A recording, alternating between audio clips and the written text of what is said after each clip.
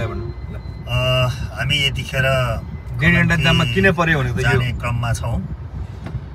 लगभग अघि हामी आउँदाखेरि 1.5 घण्टा हामी 1.5 किलोमिटर बाटोमै 1.5 घण्टा जाममा पर्यौँ र अहिले पनि हामी जाममा फसिरहेको अवस्था छ।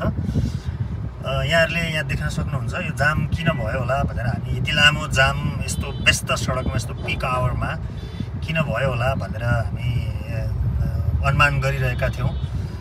तर यहाँ आएपछि के देखिन्छ भने हेर्नुहोस्, अहिले हाम्रो दिउँसोको ठ्याक्कै 1:28 गएको छ।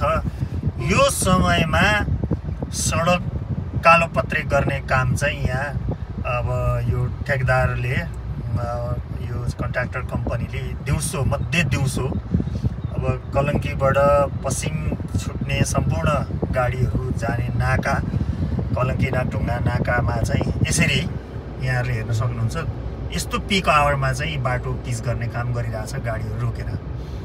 अब यसले चाहिँ कसरी यो काम यात्री मैत्री भयो, सिस्टम कुन खालको हो, राज्य छ कि छैन, सरकार छ कि छैन, यात्रा गर्ने मान्छेहरूलाई कति गाह्रो छ, बिमारीहरू एम्बुलेन्समा चाहिँ छन् उनीहरूलाई कति गाह्रो भइरहेको होला, कसैको फ्लाइट छुट्ने सम्भावनाहरू छ।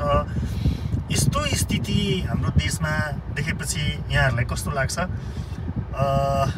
यो जेनजी आन्दोलनपछि बनेको सरकारले चाहिँ सुशासन देला, जनताको पक्षमा कामहरू गर्ला भन्ने आश धेरै आम नागरिकहरूले गर्नुभएको थियो।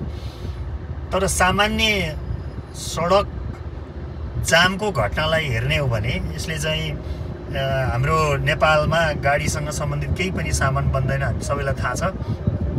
तर यहाँहरूले यहाँ देख्न सक्नुहुन्छ यसरी चाहिँ जाममा कति चिज, पेट्रोलको कति खर्च भइरहेछ, डिजल कति खर्च भइरहेछ, क्लोज प्लेटहरूलाई कति असर गरिरहेछ, इन्जिनलाई कति असर गरिरहेछ। त्यसले अल्टिमेटली चाहिँ हाम्रो पैसा विदेश जाने नै हो। यो त सामान्य कुरा भयो। यस्ता धेरै चिजहरू चाहिँ बिहान गर्नुपर्ने, राति गर्नुपर्ने, शनिबार गर्नुपर्ने, बिहान राति। यो के सुझाव दिन चाहनुहुन्छ सर? यो चाहिँ यस्तो स्थिति देखेपछि यहाँले यो कुरा चाहिँ प्रोपरली हजुरले भनेको राम्रो छ र एकदम एक्ज्याक्ट ठिक कुरा हो।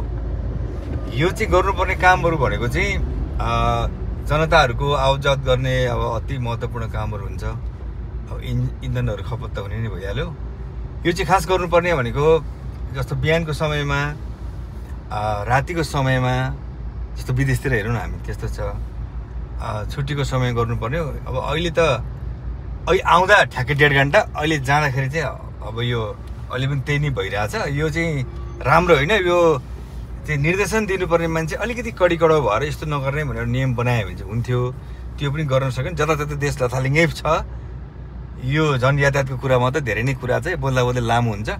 पछि अर्को उसमा बोल्नुला यस्तो हुँदा। धन्यवाद।